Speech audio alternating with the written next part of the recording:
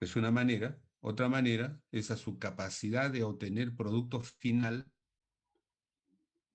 toneladas cortas, toneladas de harina de pescado, miles de cajas de conservas de 200 gramos, 30 toneladas de concentrado de cobre al 97% de ley, de pureza, o, digamos, una empresa esparraguera, 800 trabajadores, ¿no? Son diferentes maneras de referirse al tamaño desde el punto de vista físico o escalar. Pero también nos podemos referir al tamaño del proyecto por la facturación. Entonces, una empresa de diversos muebles, podemos decir, tiene una factura, es un proyecto de 30 millones de dólares de facturación. Es un buen indicador del tamaño del proyecto, ¿no? Ahora nos vamos a referir a los condicionantes del tamaño, ¿no? Entonces, esos principales condicionantes del tamaño, desde un punto de vista casi estrictamente económico, son pues el tamaño del mercado. O sea, ¿cuánto me comprará? Me comprarán los demandantes, considerando que ya hay otras empresas que también están en el mercado. Por ejemplo, el mercado de muebles, los muebles no solamente son de madera, más bien pues hay muebles de plástico, PVC, hay otros muebles que son de fierro, ¿no? Y otros muebles que son de otros materiales no tradicionales, como de la totora, del mimbre, del cáñamo, ¿no? O sea, entonces, que algunos pueden competir con la madera, otros simplemente no compiten, ¿no? Pero tenemos que tener una noción bastante avanzada de cómo es el mercado, ¿no? Para dimensionar también el tamaño de nuestro proyecto, ¿no? Otro aspecto es si efectivamente existe la tecnología para ese proyecto que queremos y por lo mismo si estamos en capacidad de asumir la inversión y también de asumir los costos de operación de manejar esa tecnología. Tengo también el curso pues, de creatividad empresarial. Entonces, ya desde hace 2, 3 años, los alumnos de creatividad empresarial están pues ahí con la curiosidad de entrar a la realidad aumentada. En primer lugar, como estudiante, obviamente, pues el interés es saber cómo me ayuda la realidad aumentada para estudiar o para enseñar, ¿no? Esta preocupación sigue, pero ya también ha invadido otros campos, posiblemente mucho más prácticos y mucho más rentables, ¿no? ¿Cómo usar la realidad aumentada para supervisar el trabajo remoto o cómo usar realidad aumentada para vender mis productos? Entonces ahí les he pasado un documento que encontré de realidad aumentada, ¿no? Y que pone algunos ejemplos extremos. Por ejemplo, una joyería, ¿no? Aplica realidad aumentada para exhibir sus aretes y tiene un aplicativo para que de manera virtual la persona se refleje en la pantalla y, digamos, se pruebe los aretes y que van a tener una visión 3D porque precisamente esta realidad aumentada ya era, digamos, la versión adelantada de lo que es el Google View, ¿no? De que te saca una filmación en 360 grados, ¿no? Un video en 360 grados, entonces la sensación de realidad ha aumentado y la persona puede estar más segura ahora que antes respecto a que si ese objeto le queda o no le queda. Magnífico, ¿no? Entonces ahora muy bien. La tecnología, bueno, por lo menos ya está un tanto avanzada. Ahora, digamos, la venden, se alquila, se renta, este, cómo, cómo se accede. O sea, ese acceso está al nivel de los ingresos que proyecto, sí, ¿no? O me tendré que esperar para acceder a eso 1 año, 2 años, ya cuando mi proyecto esté un poco maduro, o ya puedo iniciarme desde ahora, ¿no? Entonces, obviamente es otra consideración que va a entrar a, digamos, influir en el tamaño del proyecto. Si, digamos, nuestro proyecto es una joyería, una platería, ¿no? Podríamos derivar que va a haber una cierta relación en De el igual forma es crecimiento del importante volumen de conocer nuestras los usos ventas horarios, es decir, las por el uso 24 de esta secciones en que se tecnología, dividen los que al ser más 360. impactante, podría generarnos un mayor volumen de potenciales clientes, ¿no? Entonces, ahí tenemos que sacar esa relación, ¿no? Para tal vez, no tenemos nosotros la plata, pero podríamos conseguir un financiamiento si estamos bastante convencidos de que esa tecnología nos va a jalar, ¿no? Clientes y por tanto el volumen de ventas va a ser más grande, ¿no?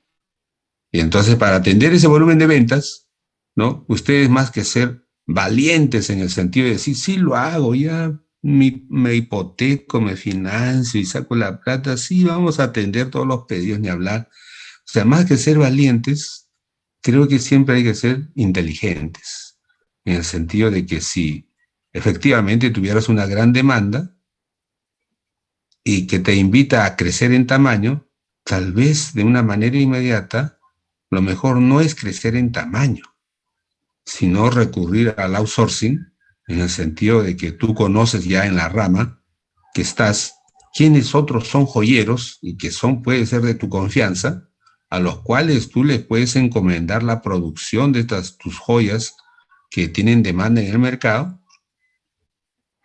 Claro, incurrirá seguramente en mayores costos, pero también en menores riesgos. Claro, muchas veces la ambición nos corroe y dice, no, pero ¿por qué se va a llevar el otro lo que yo me pudiera llevar todo? ¿No? Yo lo voy a hacer porque yo quiero llevarme toda la ganancia. Bueno, pero al mismo tiempo vas a incurrir en mayor riesgo, porque ¿qué pasa si esa demanda que te ha crecido en estos momentos es flor de un día, es golondrina del verano, y después te quedas con los crespos hechos? Riesgo, ¿no? Siempre hay riesgo, ¿no? Hay que estar olfateando el riesgo, ¿no? En cambio, sí, digamos, en la práctica, si compartes ganancias con otros productores a quienes solo les encargas y le pagas por el servicio de producción y vas midiendo que el mercado de manera sostenida crece, te demanda, entonces podrías decidir, bueno, ahora sí, creo que es hora de hacer la inversión, ¿no es cierto? ¿No? Por eso hay que conocer también la rama, la industria en la que nuestro proyecto juega, para, uno, estar al tanto con quienes competimos, siempre hay que estar al tanto, ¿no? Dos, bueno, en el caso, pues, de que ya me demanden tanto y yo no puedo abastecer, entonces puedo dar servicios productivos o hasta me asocio con estos señores que compiten conmigo, ¿no? Porque la competencia no es el único escenario. Siempre hay la posibilidad de la co-competencia. O sea, los competidores también pueden colaborar, ¿no? Cuando tienen, digamos, un enemigo común o cuando tienen, digamos, un beneficio común que les puede tocar a todos ellos, sin excluirlos, ¿no?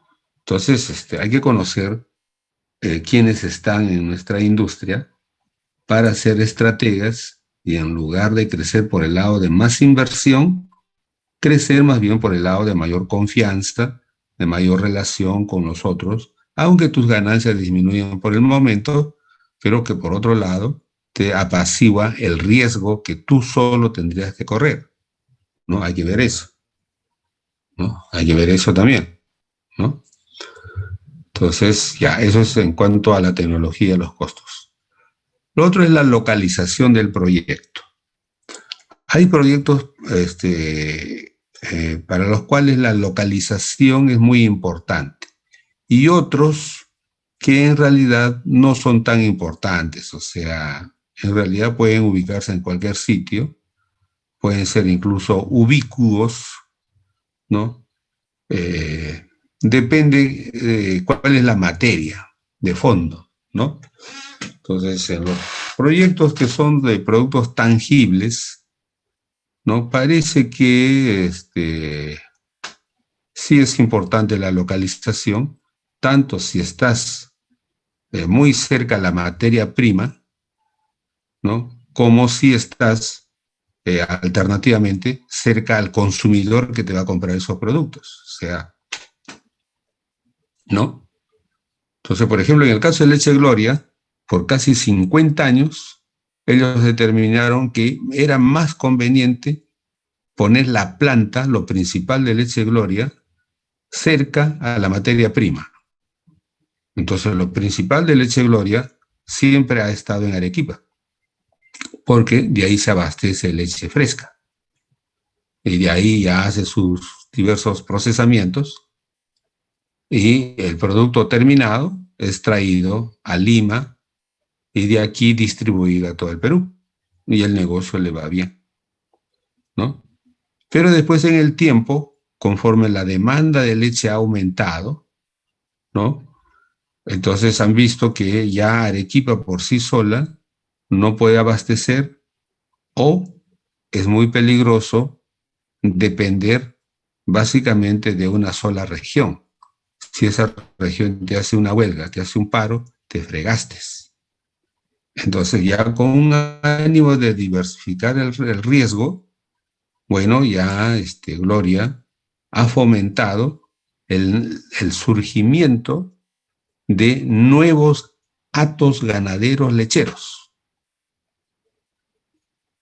¿no? Entonces, actualmente tiene planta en diversos sitios del Perú para abastecer a su planta de procesamiento que ahora también lo Vemos tiene en que Lima. hay dos.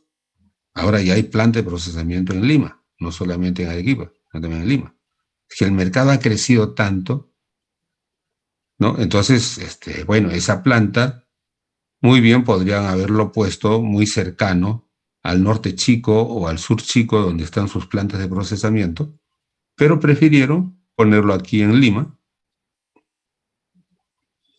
para estar más cerca al consumidor, ¿no? Posiblemente es muy oneroso, ya resulta muy oneroso, traer todo el producto terminado desde Arequipa hasta Lima, ¿no? Versus que en Lima ya hacer el producto terminado, incurriendo en un pequeño costo de abastecimiento del norte chico y del sur chico Sí, es aquí a Lima, importante saber, bueno, por ejemplo, que ¿no? en países como Entonces ya es Estados una Unidos se cuestión de utiliza la proporcionalidad, pulgada, posiblemente en función a el la pie, la distancia, milla, las yardas. y es más rentable hacer un porcentaje del total de la producción de Gloria en Lima, ¿no? Como es que se está haciendo.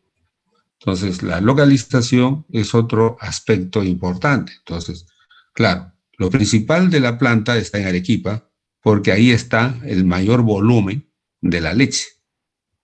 Entonces, el tamaño de la planta de Arequipa es mucho más grande que de las plantas secundarias que tiene en Lima y en otros sitios, pero que ese tamaño está en proporción al volumen de materia prima que puede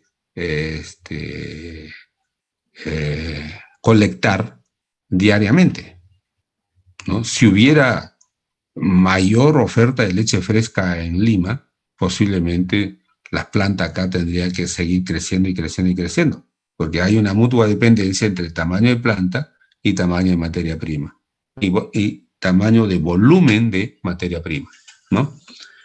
Ese es el caso de Gloria. Pero, por ejemplo, en el caso del abacus, hablando de otro alimento, ¿no? En el caso del abacus, bueno, ya ustedes saben que de su planta vieja del RIMAC tuvo que mudar aquí a la nueva planta que está en Atevitarte y que por muchos años estuvo trabajando con alta capacidad ociosa, ¿no?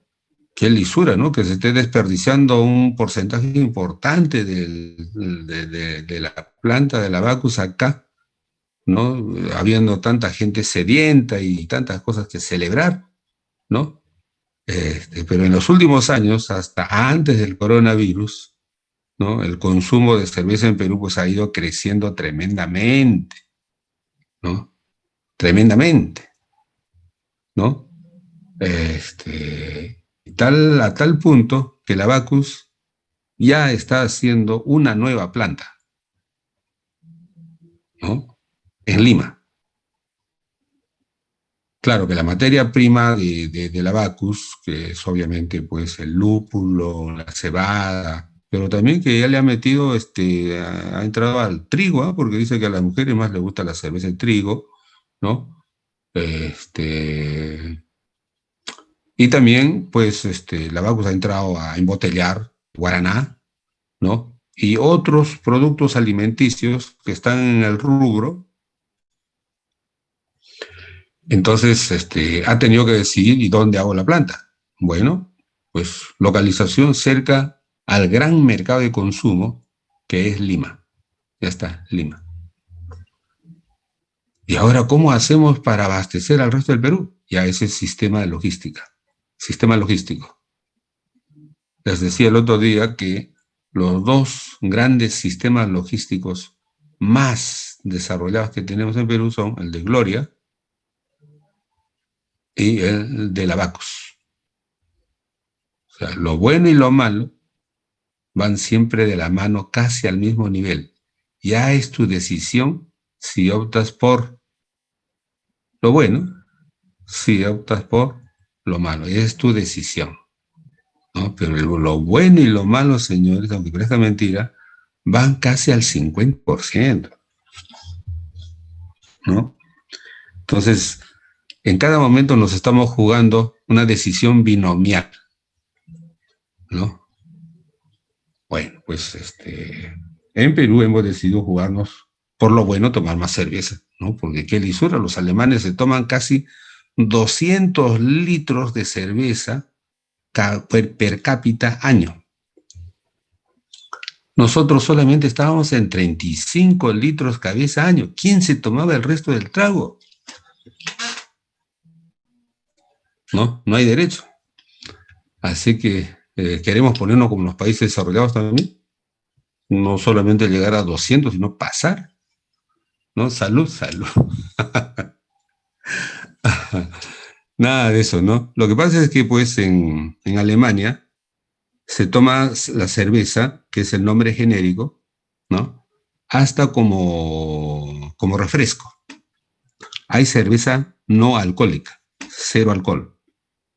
Nosotros estamos acostumbrados, obviamente, a la chela, pero en su sentido alcohólico, ¿no? Pero hay cerveza cero alcohol, pero también con diferentes grados de alcohol, con 1%, con 2%, con 3%, con 4%, con 5% y así.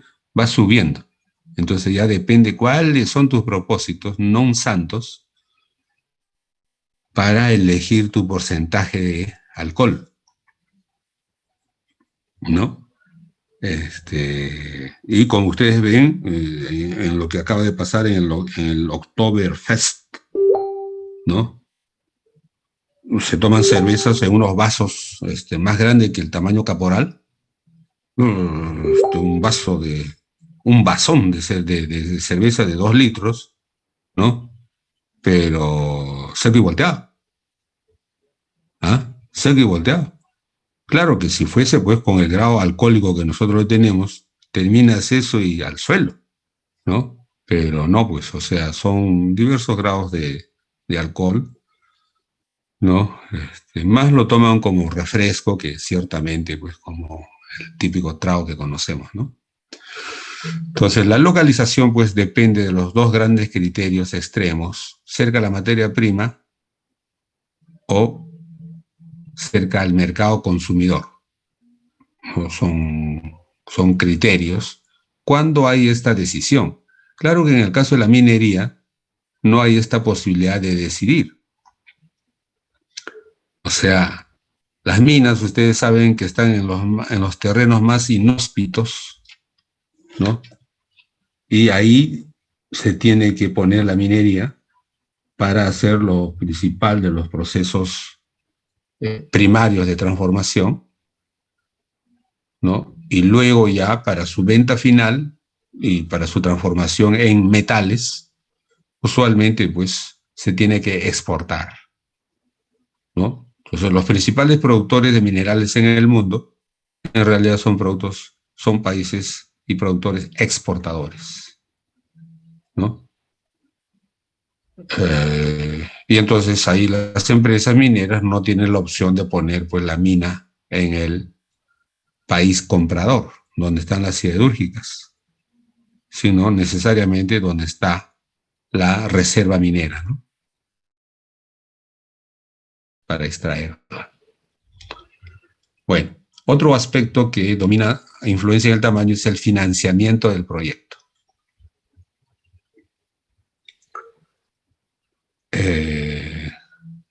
Hasta el momento, casi somos afectos a una pandemia ideológica que es el tamaño. Claro, todo el mundo alucina, ¿no? Y nos ponemos en el hipotético caso, nada probable, de si tuviera millones, ¿no? O sea, primero, como es lo que ocurre con los que sacan la lotería, y pensamos más o menos así, primero nos daríamos una gran farra, festejando obviamente la buena suerte. Y después ya pensaríamos en hacer el proyecto de tus sueños y meterle todo el billete que puedas, ¿no? Parece que Dios sabe de esos nuestros pensamientos pecaminosos y pues no nos da millones y millones como nos pudiera dar la arena de playa, ¿no? Porque sabe que le vamos a hacer mal uso. Entonces, el dinero abundante es escaso en la China, en la Cochinchina, donde sea, ¿no? Pero es escaso porque todos decimos que es lo que más falta. Y porque todos piensan que si tuviéramos dinero, en realidad ya nosotros nos daríamos la gran vida y haríamos trabajar a nuestros compañeros, ¿no? Les haríamos trabajar, sudar la camiseta, pues para que trabajen los ociosos, ¿no? No tienen la plata, nosotros tenemos la plata. Pero pues, como les digo, esos son sueños pecaminosos. En realidad, deberíamos ser buenos cristianos y recordar lo que Dios le dijo a Adán y Eva, ¿no? Y creo que les dijo de buena gana, no como un castigo ni como una maldición. Les dijo, señores, ¿no? Mis queridos hijos, pues me ganarán la vida con el sudor de su frente, ¿no? Alegres, trabajan la semana, llega sábado, se toman su chelita, festejan bien, domingo se van a pasear a su playita, y después el lunes vuelven a trabajar, ¿no? Sean empresarios, sean obreros, y así pasan la vida bien bacán, bien chévere, sudando la camiseta, pero también después divirtiéndose, ¿no? O sea, no lo dijo pues como lo presentan en el cine, ¿no? Y a partir de este momento ganarás el pan con el sudor de tu frente y que los demonios te caigan encima. Entonces, así dicho así, pues obviamente que el trabajo es un castigo, ¿no? Es una maldición casi. Y por eso que todo el mundo trata de sacarle cuerpo a la chamba, ¿no? Amarrar macho, como se dice, hacerla larga, pero no chambear en lo posible, ¿no? Porque miran al trabajo como un castigo y no, digamos, como pues una actividad plenamente humana que te da felicidad, que te da contento en el trabajo y después del trabajo también, ¿no? O sea, ¿por qué postergar el contento y la felicidad para después del trabajo si puedes gozar también en el trabajo? Total, si la gente se mata por ser feliz, oye, ¿por qué no eres feliz durante tu chamba? Ahí también gózala. Y después de tu chamba también que siga el goce, por supuesto, ¿no? Entonces, pero creo que hemos escuchado, visto mal la película, pues, y nos hemos creído eso de que el trabajo es una maldición. Entonces, para sacarle cuerpo al trabajo, tener plata. ¿Cómo?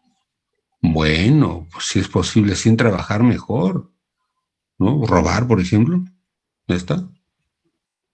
Bueno, en Perú, pues la política en realidad es una industria del robo, ¿no? Y robar buen billete del Estado. Y entonces, ya ni sonso, y la puedes hacer, la haces y te levanta buen billete y después a vivir. Y mil otras maneras de hacerse del dinero de una manera no necesariamente honrada, grata, laboral, ¿no? Sino con métodos pues totalmente observables, criticables.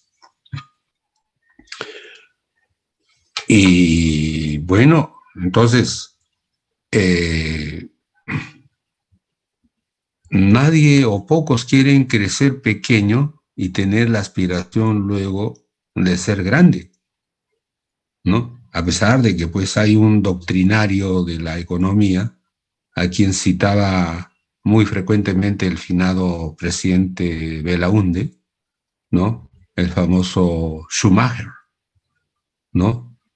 Entonces el famoso Schumacher acuñó una frase que ha quedado ya grabada en piedra para la historia, que dice, Small is beautiful, ¿no? Lo pequeño es hermoso. Eh, pero es cierto, pero también no es cierto, ¿no? Ustedes recordarán a la salida de su colegio había un carretillero que les vendía la...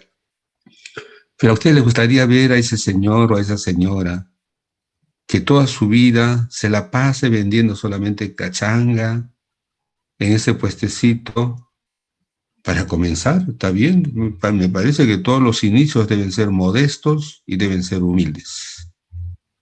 Pero esa humildad que no quiera decir complejo de inferioridad ni cosa por el estilo en el sentido de querer quedarse solamente ahí, no, guácala,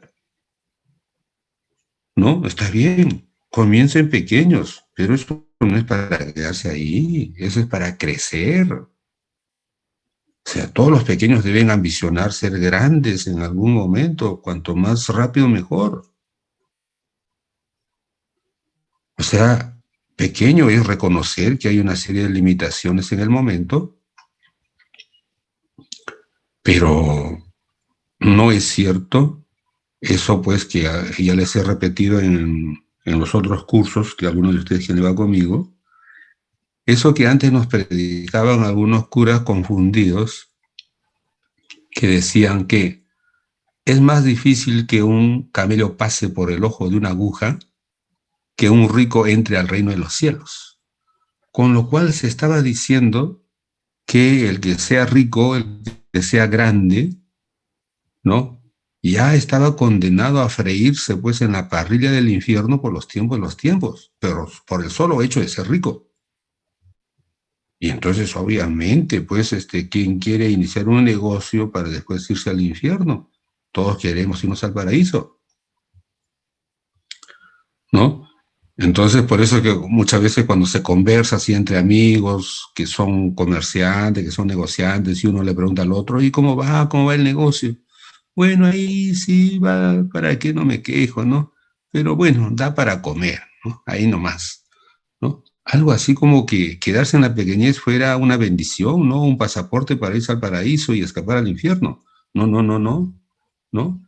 O sea, si trabajas tu proyecto honradamente, si sirves a la gente en el sentido que le das satisfacciones con tu producto, con tu servicio, o sea, ¿por qué vas a facturar solamente, vamos a decir, 100.000 soles mensuales? ¿Y por qué no puedes facturar 1 millón? ¿Y por qué no puede ser el nuevo millonario que el Perú necesita, el mundo necesita? ¿Por qué?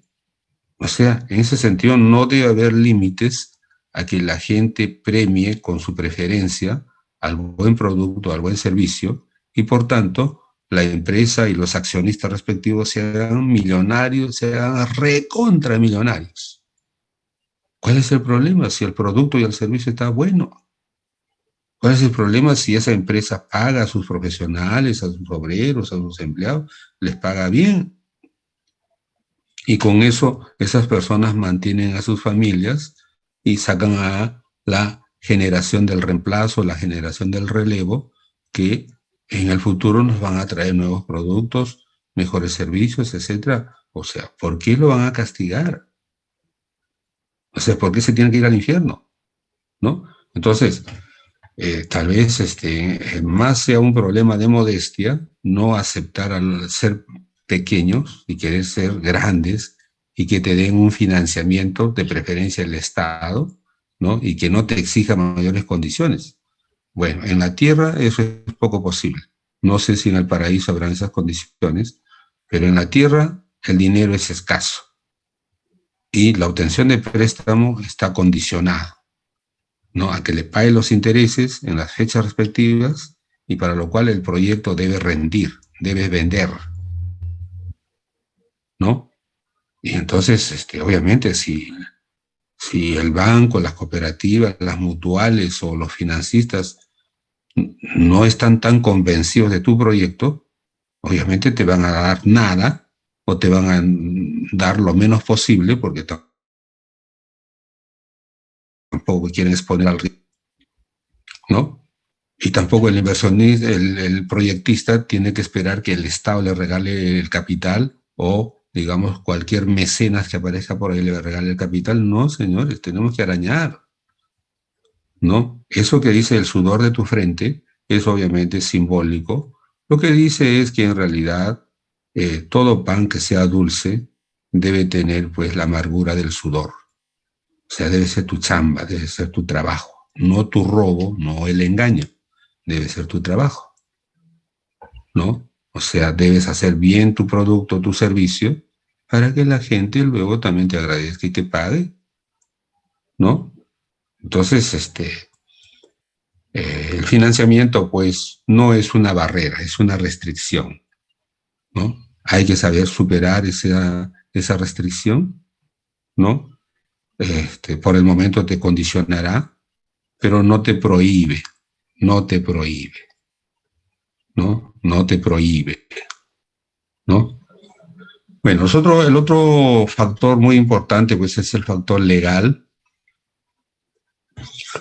Hay algunas actividades que están prohibidas, o sea, tú no puedes ir al Ministerio de la Producción y decir, quiero producir 20 toneladas de cocaína año. Bueno, sí, señor, eso está prohibido. Tiene toda la tecnología, yo sé que usted tiene una familia narco, pero eso legalmente está prohibido, no hay. Y efectivamente no van a poder hacer esa producción, ¿no? Anteayer ha entrado a la Cámara de Representantes de los Estados Unidos, que es de mayoría demócrata, ¿no?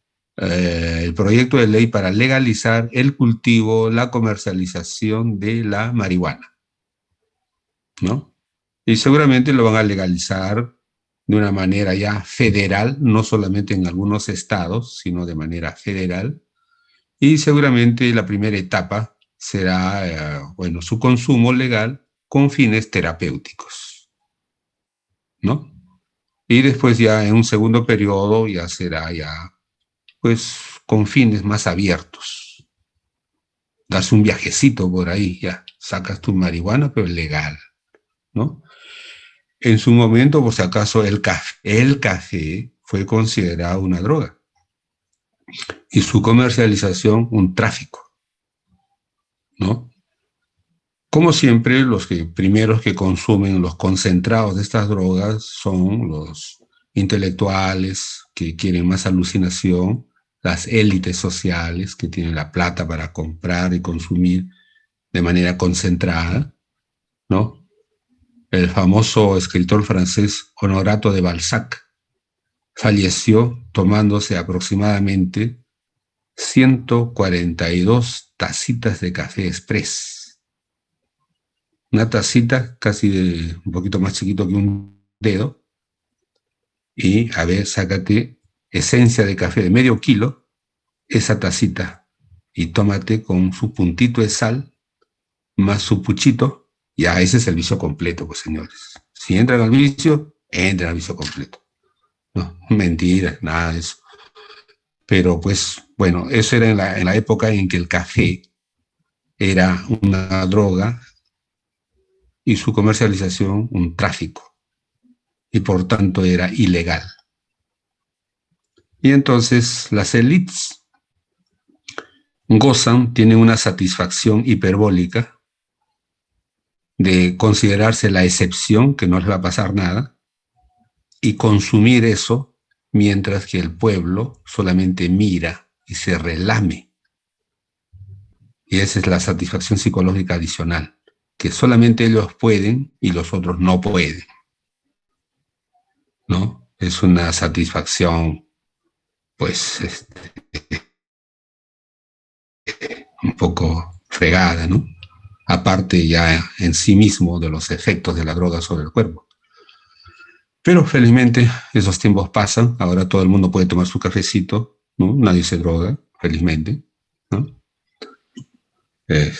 Pero eso es un poco la historia de la ilegalidad versus la legalidad. Muy bien, entonces pasamos. Bueno, pues entonces, puesto en forma funcional, ¿no? El tamaño está en relación a el mercado, y el mercado es tanto de demanda como de oferta, por si acaso. El mercado no solamente es demanda, el mercado también es de oferta.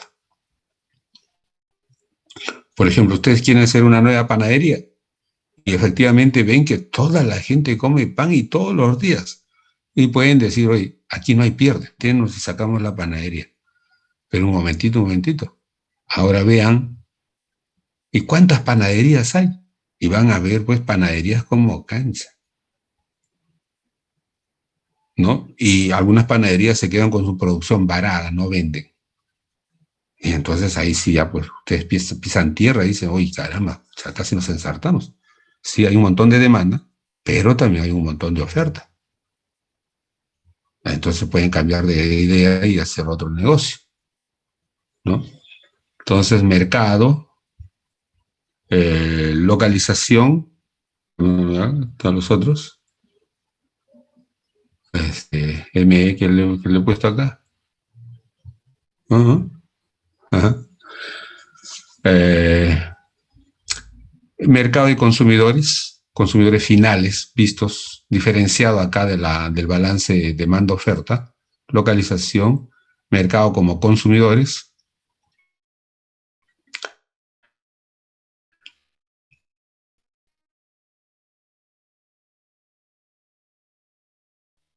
lanzamiento y obviamente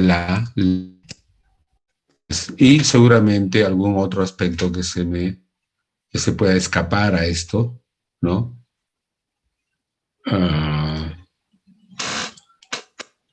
Por ejemplo, aspectos de tipo religioso,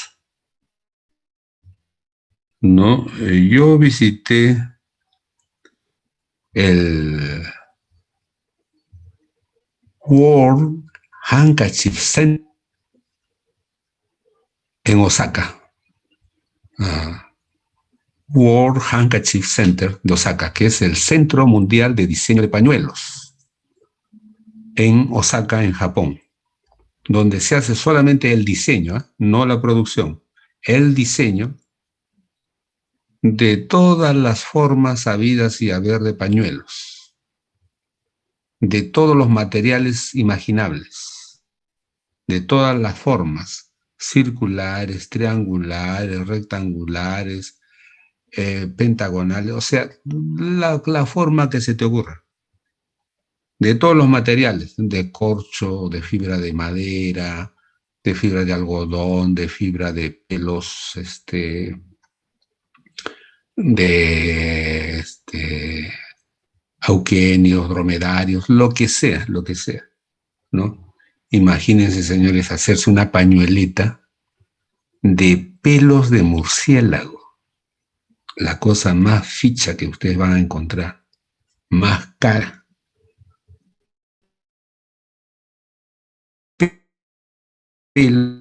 Una textura y te abriga o te refresca como nada, ¿no? Y bueno, entonces, la pregunta curiosa que alguien hizo, que no fui yo, fue, ¿y ustedes también le hacen diseño de pañuelos a los judíos? Se puede lograr generando Porque proyectos dijo que internos. sí le hacían a los árabes, ¿no? Entonces, los japoneses, ¿no? Que son todoterreno, dijeron sí, pero para eso hemos tenido que estudiar bastante su cultura. Por ejemplo, en el diseño de un pañuelo judío no puede haber los signos, por ejemplo, del zodiaco, que a nosotros posiblemente no nos interese nada si a algunos le puede gustar con signo del zodiaco, o a otros que hayan diseños de la flora y fauna peruana o de la flora y fauna australiana. Nosotros no tenemos mayores judíos, ellos tienen su cultura y su religión muy identificada, muy simbólica, ¿no? Entonces, que alguien quiera ir a comercializar esos pañuelos y llevarlos a Israel y venderlos, se ahuesa, ¿no? Entonces hay factores culturales, religiosos, que también pueden limitar, ¿no? Ya está.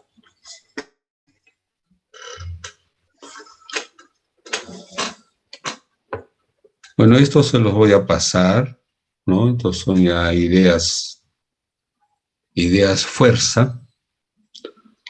Este,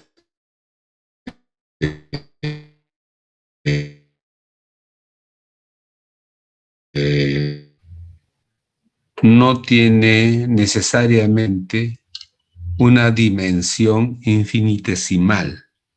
Vale decir que tú puedas contratar el tamaño de una tecnología exactamente adecuado al tamaño de tu proyecto, ¿no? Por ejemplo, quieres poner una fábrica de calzado en el barrio del Un Porvenir en gusto Trujillo. volver a coincidir después Y tú dices, en caramba, el que te aquí tuvimos mi en este demanda evento proyectada es para Recrea sacar Academy, 30 cuando mil pares estuviste de calzado también en mes, nuestro proyecto de ciencia y ¿no? tecnología. No más, no menos. Pero vas al mercado y, bueno, a buscar las máquinas, a integrarlos, a hacer tu balance y, digamos, tienes para escoger dos posibles combinaciones. O haces solamente 20.000, ¿no? Y pierdes 10.000 de mercado, o haces 50.000, pero no tienes máquinas las cuales puedas combinar y haciendo tu balance óptimo, sacar 30.000. O sea, los módulos no tienen esa flexibilidad de darte con el gusto de una exactitud matemática, ¿no? Es más probable que lo que puedas componer esté por debajo o esté por encima. Entonces tú decides, o pierdes mercado, ¿no? Por tener una tecnología, un tamaño de tecnología adecuado al tamaño de tu proyecto por debajo, y no incurres en capacidad ociosa, o cubrir todo tu mercado, tus 30.000, pero incurrir en un costo fijo de capacidad ociosa por la diferencia entre los 50.000 y los 30.000 que vas a hacer en promedio. Entonces, échate a calcular y tú decides. Y otras consideraciones que pudieran haber, ¿no? Si utilizando esa planta para 30.000 te sale el costo unitario de cada par de calzado, 30 soles, pero haciendo 50.000 te sale el costo unitario a 23 soles, vamos a suponer. Pero es cierto, la gente no te va a comprar los 50.000, a lo más te va a comprar 30.000 alrededor. Pero caramba, vas a tener ahí dinero durmiendo por el equivalente a 20.000, ¿no? Claro, a cualquiera le preocupa. Pero alguien te dice, oye, te paso un dato. Por si acaso hay una que quiere instalarse por acá, ¿no? Con una tecnología, vamos a suponer, coreana, y que va a producir, puede llegar a producir hasta 40.000. Y claro, tú puedes interpolar y decir, oye, si llegara a producir 40.000, obviamente va a ser más barato que cuando yo solamente produzca 30.000. Y me va a sacar de mercado simplemente por diferencia de costo. Entonces, bueno, hago un esfuerzo, me embarco en esta tecnología de 50.000 y la diferencia, los 20.000 que no voy a producir, lo voy a tener como un seguro. En el caso que venga una competencia si nos y me quiera podrías dar barrer como ejemplos de números produciendo 40.000, negativos en bueno, la yo puedo vida, elevar en mi la vida producción a cotidiana o en la vida 50.000 real. y lo barro al otro. Bueno, yo creo que el ejemplo más Entonces, claro muchas para veces la los capacidad números ociosa negativos es cuando debemos dinero, es ¿no? O tenemos una deudas. especie de seguro Yo siempre digo contra que cuando posible competencia futura, no prevista, ¿no? Entonces ya aquí viene el sentido estratégico del tamaño. Porque claramente no hay que olvidarse de que vamos a competir tarde o temprano en el mercado. Y la primera competencia va a ser una competencia de precios. ¿Cuál es más barato? Sobre todo en mercados emergentes como el nuestro, donde la gente primero da su preferencia por el precio y después posiblemente la masa, digo, por la calidad. Más adelante, cuando el PBI per cápita del peruano crezca, ya habrán más peruanos que lo primero que vean sea la calidad y después el precio. Por el momento, en nuestra realidad, primero verán el precio. Entonces, el subdimensionamiento o el sobredimensionamiento del tamaño tiene que ver también con un sentido de estrategia frente a la competencia. Considerar eso. ¿Mm? Ya, muy bien. Entonces, ahora, después de todas estas consideraciones, yo en todos los casos he pasado a trabajar los números y a tomar decisiones viendo cantidades, ¿no?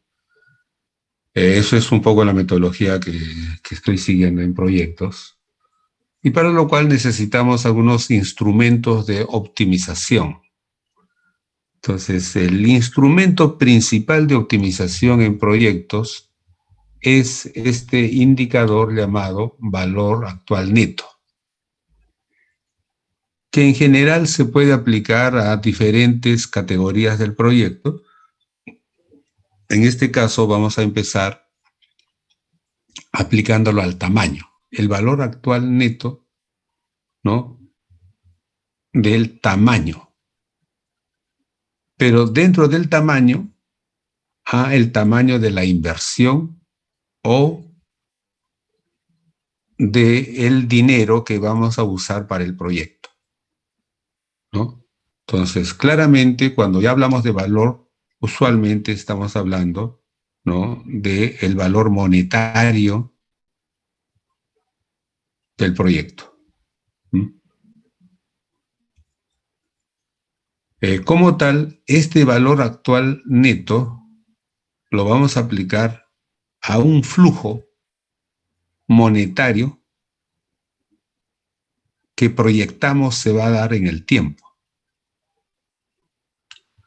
Este flujo monetario va a ser un flujo de caja neto de beneficios en función al tiempo y un flujo de caja neto de costos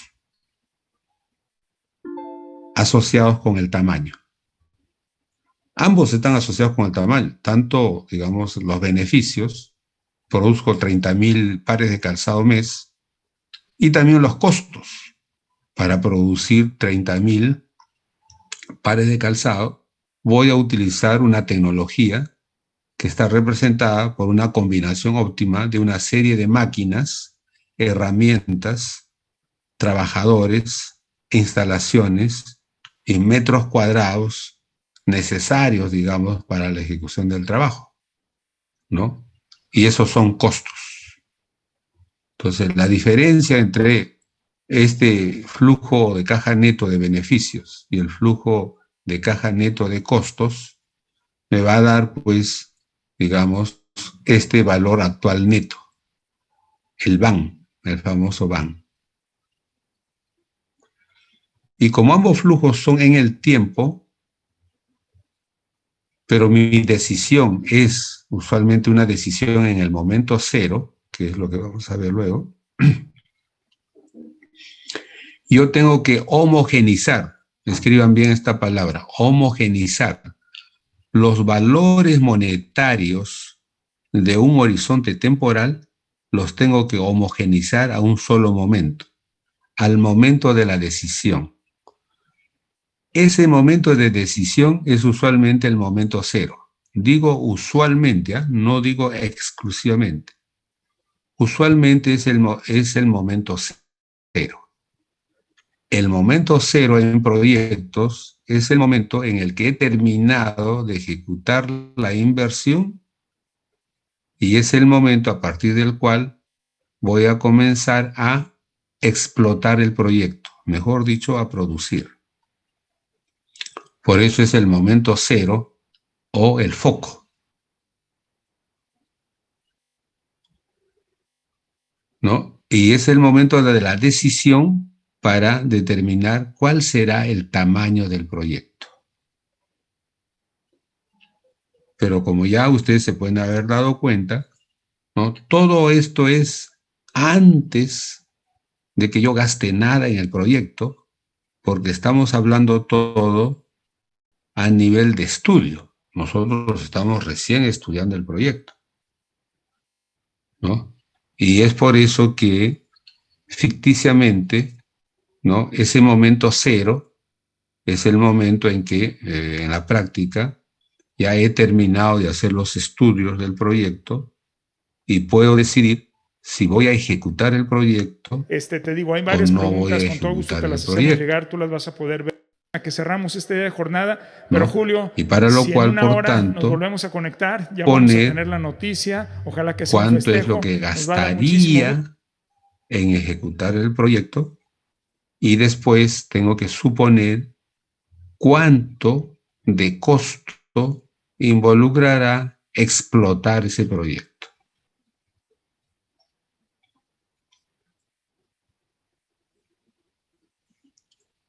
Entonces aquí en la práctica tendremos que hacer una evaluación ex ante, mejor dicho, antes de que sucedan los hechos, una evaluación ex ante, ¿no? Del tamaño del proyecto.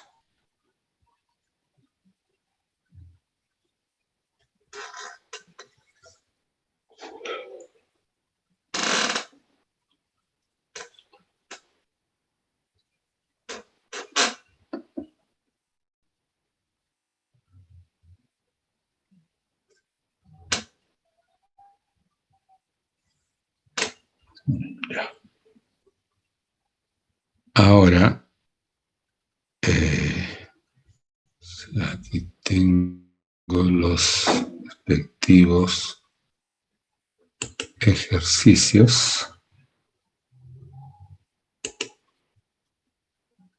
¿No?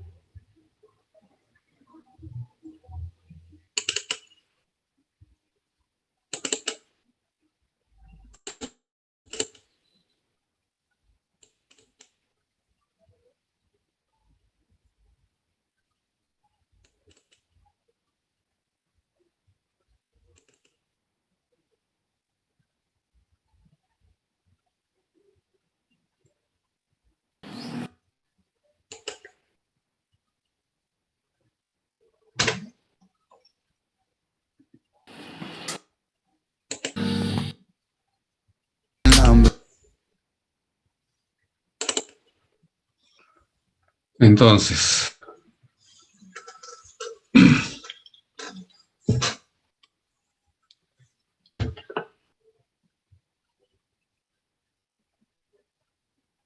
los escenarios para los tamaños son, en general, digamos, tamaños cuando la demanda del producto o servicio tiene una tendencia creciente,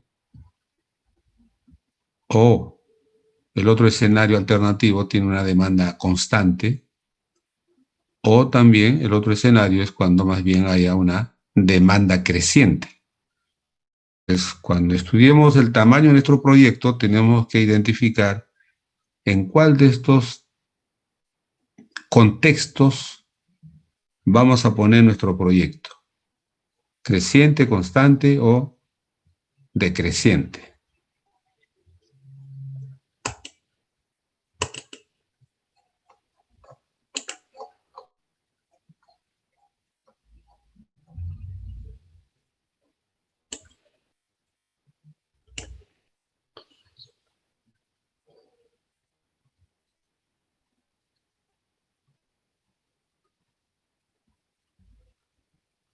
Entonces, comencemos con el contexto de demanda creciente. Digamos, bueno, digamos, vamos a salir de esta pandemia y posiblemente algunos productos van a retomar la tendencia creciente que tenían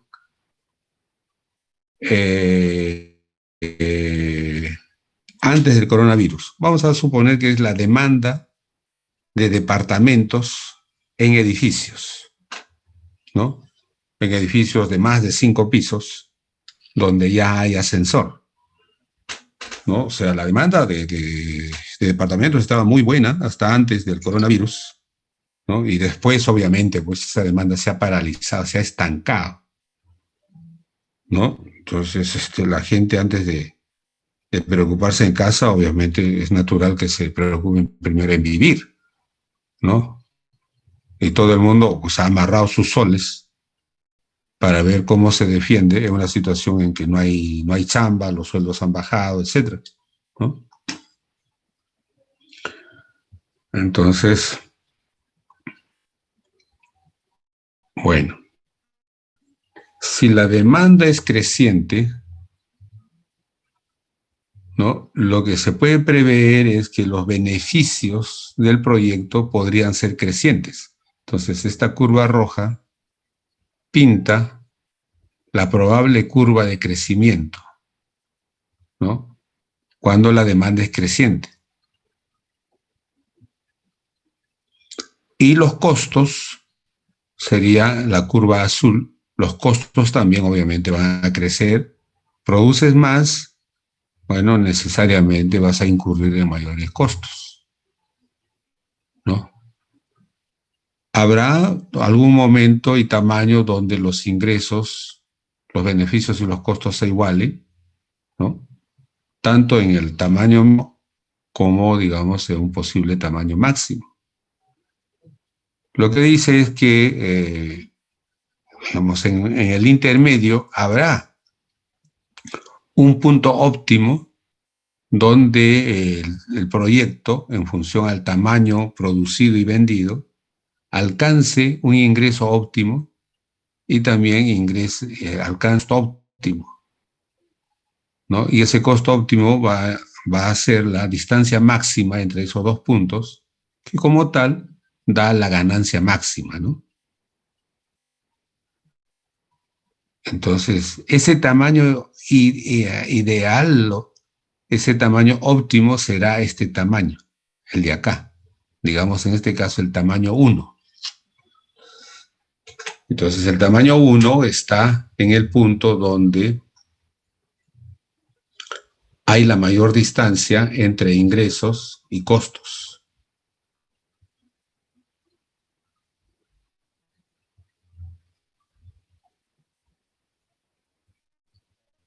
Entonces, ahora lo segundo es que, como les dije, los tamaños no son matemáticamente exactos. El tamaño del proyecto que podamos construir puede estar a la izquierda o puede estar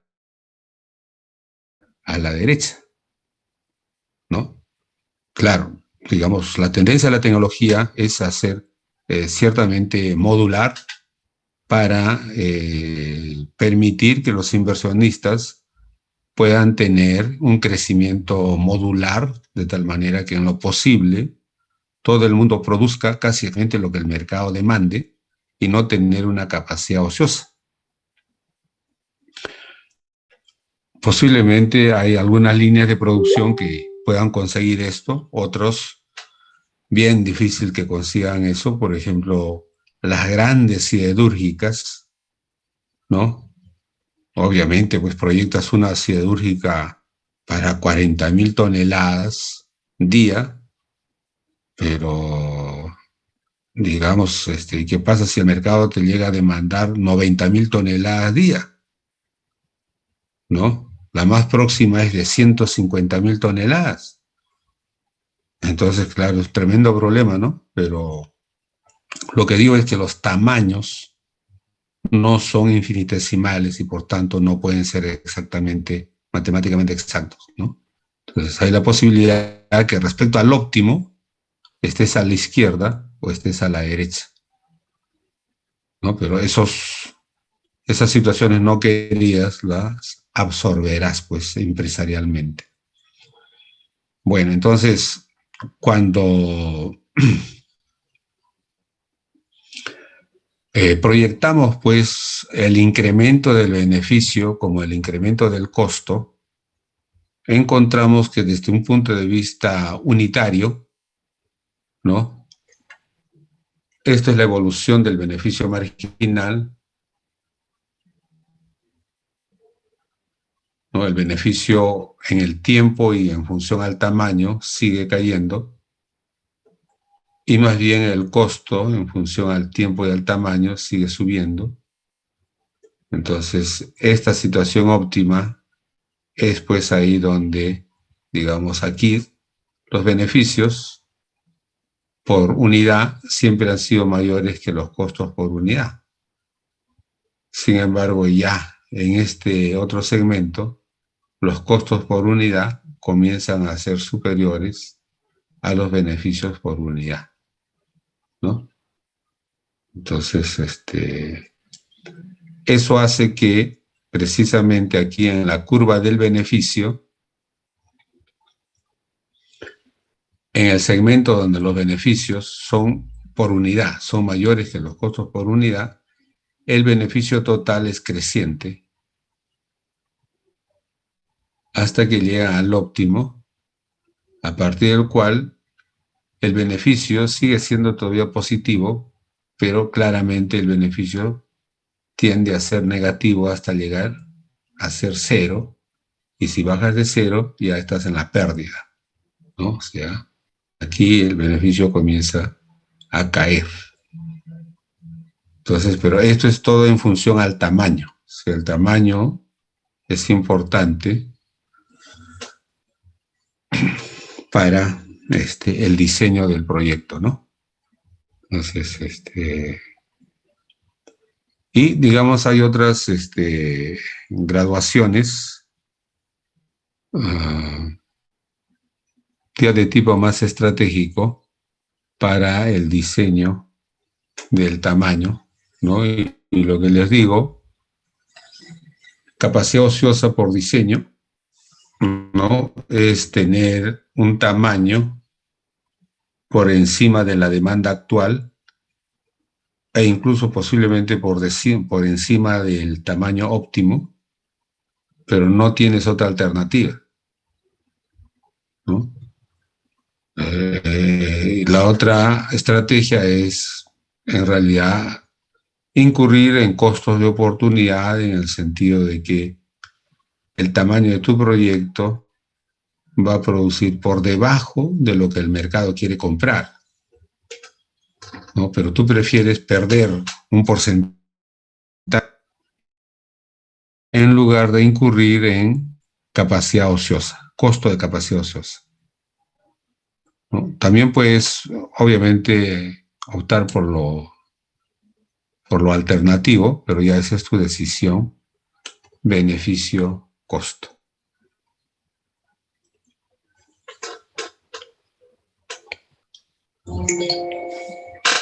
Aquí en el ejercicio, bueno, partimos de una demanda que la hemos estudiado con nuestro estudio de mercado y hemos proyectado que la demanda crecerá al 5%. Entonces, como tal, ¿no? Bueno, pues ya implementamos el proyecto y termina el primer año, vendemos 2, pero a partir de ahí vendemos más el 5% capitalizable, ¿no? Y esto es la demanda que podríamos atender en el futuro. Y ahora de lo que se trata es de dimensionar el tamaño de la inversión que se entiende está claramente atada al tamaño físico de la tecnología que vamos a usar, que vamos a implementar. Entonces, por el momento, obviamente, ustedes recién van a hacer su estudio de producto, van a hacer recién su estudio de proceso, van a hacer recién su estudio de planta, para, frente al requerimiento del estudio de mercado que ya dice, necesitamos producir estas cantidades, ustedes a través de su ingeniería de procesos, su ingeniería de planta, van a sacar el tamaño óptimo físico de planta. Y después de sacar ese tamaño óptimo físico de planta, van al mercado, ¿no? Hacen el levantamiento de datos y dicen, a ver, ¿qué maquinaria y equipo hay en el mercado para este tamaño? Y van a sacar 2, 3 alternativas. Tamaño que está por debajo de lo que el mercado quiere, tamaño que está por encima de lo que el mercado quiere. Y cada tamaño, ¿no?, tiene su propia complejidad tecnológica y cada complejidad tecnológica va a implicar los respectivos costos fijos y costos variables en la ejecución de los procesos. Entonces, por aquí, por eso, hablamos de 3 inversiones alternativas. Una inversión de 3 millones, una inversión de 4 millones, una inversión de 6 millones, ¿no? Pero cada tamaño de inversión nos implica una ecuación de costos respectiva. Por ejemplo, primera inversión nos implica un costo fijo de 1 más un costo variable de 0.0008 por el volumen de producto obtenido, ¿no? La inversión de 4 también implica una función de costos diferente, 2.5 más costo fijo y también relativamente más costo variable. Menos costo variable, disculpe. Y la mayor inversión más costo fijo, 2.8, y el respectivo costo variable, ¿no? Tenemos algunos datos adicionales para el estudio del flujo. La depreciación, porque ya esto es inversión y la mayor parte de la inversión son activos depreciables, ¿no? Tasa de interés o tasa de descuento del cual hablamos para homogeneizar los flujos futuros. E incluso el porcentaje de utilidad que podríamos obtener y el impuesto al porcentaje, a la utilidad que podríamos obtener en el caso implementemos la tecnología, ¿no? En este caso, estamos dando como regla general que cualquiera de las tecnologías de la inversión 1, 2 o 3, ambas o todas, tienen 10% de depreciación, tienen 10 años de vida útil y los flujos que se generen están sujetos a la misma tributación, 30%, y todos los flujos futuros lo vamos a homogenizar a una tasa común del 10%, ¿no? Muy bien. Este ejercicio se los voy a enviar a sus correos mediante las delegadas para su estudio, de tal manera que en la clase del miércoles ustedes traen abundancia de preguntas, cómo se hace y cómo no se hace esto, y avanzamos exponencialmente en la próxima clase, porque ustedes van a tener el ejercicio, de una serie de variantes, pero ya los conceptos principales ya lo tienen ustedes, no hay problema.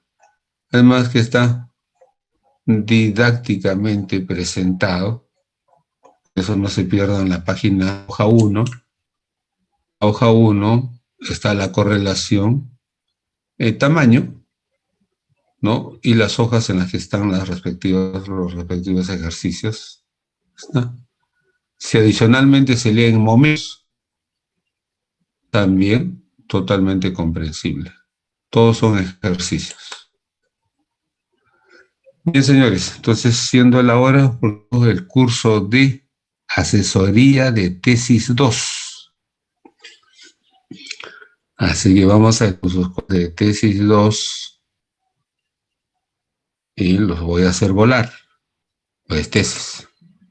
Entonces, ya esto le paso a las señoritas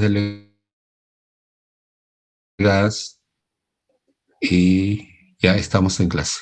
Muy bien, señores, entonces los dejo antes que